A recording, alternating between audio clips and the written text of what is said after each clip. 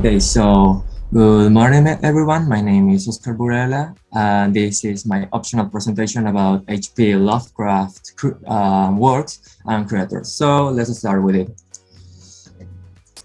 First of all, sorry. First of all, why I chose this topic?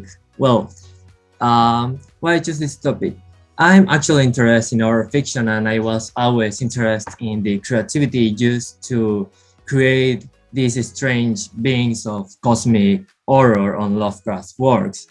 And this is mainly because of how I already seen and like the history of some of these history and design of some of these popular beings, as will be most of you could know the well-known Cthulhu, the octopus head, or my personal favorite Nyarlathotep. So I found it great to study it, taking into account its vast content and try to explain here in my presentation. The main purpose of this presentation and my research is to explain Howard Phillips Lovecraft's books called Cthulhu Mythos, specifically their basic history, basic because it's a lot of history, a lot of lore. I'm going to explain that later, and important as well as interesting creators facts.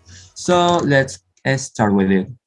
First of all, who is Howard Phillips Lovecraft? He was born on August 20, 1890, and its providence is Rhode Island, US, and died March 15, 1937. He was an American author of fantastic and macabre short novels and histories, and was known as one of the 20th century masters of the Gothic terror. This mainly because of his innovative works of Cthulhu Mythos, its books, known as mythopeias. Mythopeias meaning that their books are narratives from a narrative genre that creates its own mythology or universe. So Howard Philip Lovecraft achieved this by creating godlike, cosmically weird, terrifying, and horrific monsters, creating his own universe ruled by these cosmic, powerful beings or creatures. So, continuing, let's talk about the basic history of these creatures and the Lovecraft universe with the start of everything and Asadot.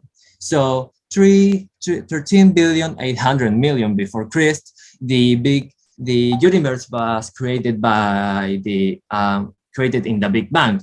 Big Bang, which was created or made by Asadot itself.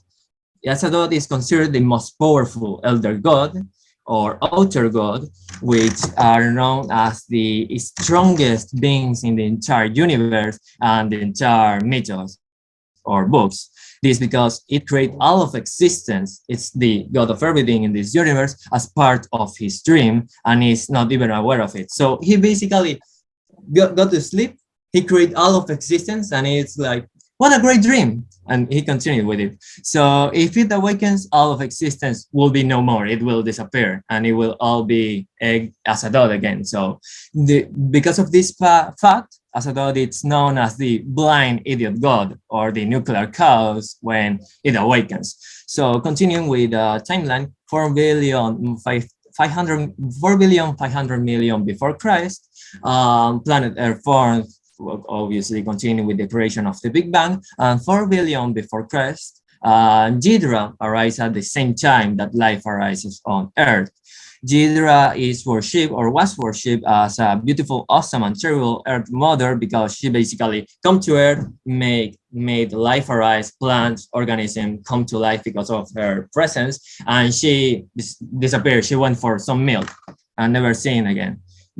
Actually, there's no actual footage of Ghidra, or it's hard to find it. So let's say that Ghidra is like this snake right here, maybe Ghidra, but with larger arms. So continue with it, Ghidra. Let's continue with the timeline, obviously. And 1 billion years ago, the Elder Things arrived on Earth. Elder Things land in the Arctic Ocean, founding their first city, and 200 million years later adapt to land. Elder Things are these strange creatures right here. Don't question why they first go to the ocean with those wings. They just think they are like fish things. But basically, the Elder Things, 450 million years ago, the Elder Things experiment led to the first vertebrate. which they permit to evolve. Well, wait, which they permit to evolve. Um, these first vertebrates were basically fish. So look at this like in this way. The elder things basically found these little insignificant little beings, being fishes, and they say to themselves and the fish, I allow it. And that's how basically humankind was made because they permit us to evolve. And 350 million years ago, uh, 350 million years ago, a cataclysm arises numerous new land masses, destroying several marine eluding cities, which they obviously didn't like, and Cthulhu and its relative, the Great Old Ones. These are the Great Old Ones, the great terrors, cosmic or great creatures and beings, arrive and settle on the newly risen land masses. They were once on their main planet called Burl. They come from the stars, the Great Old Ones, and the other things worked with Cthulhu and its relative because obviously other powerful beings, intelligent beings want to control the earth, but eventually make peace. So everything okay. Cthulhu is permitted to keep its current surface territory and build its own city called Rillian. And 300 million years ago, another cosmic, well, this time a cosmic cataclysm occurs, probably this being a powerful battle between outer gods, which are the most powerful creatures in the entire universe, resulting in really Cthulhu City, sink beneath the waves, sink beneath the ocean, and including the great old ones. So all of them are now trapped under the seas and sleeping. So that's mainly the basic history of and timeline of the Cthulhu mythos, but continuing and most importantly, the creators and the most known of them all is Cthulhu, which is characterized as the leader of the great old ones who came from planet world, as I said. So Cthulhu's real name is these amorphous things, which I'm gonna actually say, Fungluyum Magu, not Cthulhu really, Waga Nagal Fadang. Cthulhu really explaining basically why its city, its name, really. And its family is composed of powerful cosmic creators, really powerful. As a dog itself, the creator of everything, being its great grandfather. So that explains Cthulhu being a great creator with a lot of power. So also it often communicates with individuals through dreams, slowly creating the cult of Cthulhu. Well, the Colotulu was actually founded by at the same time as mankind first appeared on Earth, um, mainly mainly sorry, technical difficulties, mainly by the great old ones, and their main purpose is to serve the great old ones on Earth, which are now sinking on the beneath the ocean, and free Cthulhu and bring the end of the world. So bring like a painful death to humankind, but for them it will be a less painful death. Really strange beliefs, but I mean it works. Put of Cthulhu, octopus head, nice. Well, but continuing, One minute, Oscar.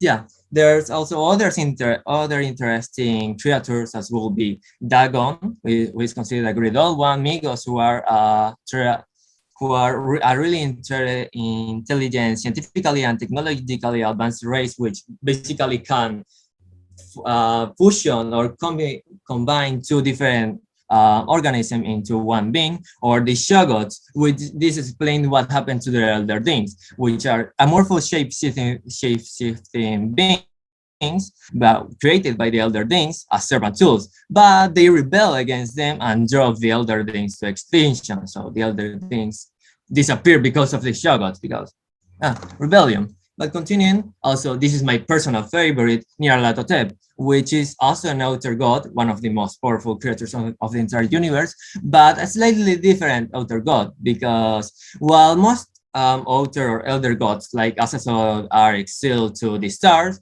or most of the great old ones are sleeping, like Cthulhu on the sea, um, Nyarlathotep is actually active and frequently walks what they are disguised as a human being. This because of its ability to form, to because it has many thousand forms and manifestations, explaining why it's a really mysterious being and can do whatever you want. And that's mainly why I like them, why I like it a lot.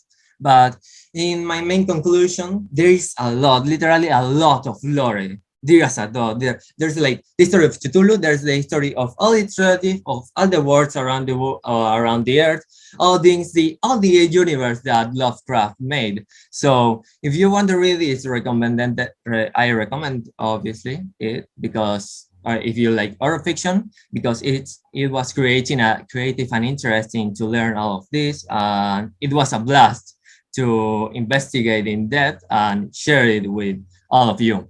But a lot of lore, incredibly and really vast lore. So that's mostly my presentation. Thanks for your attention. Keep your sanity and stay safe. Thanks.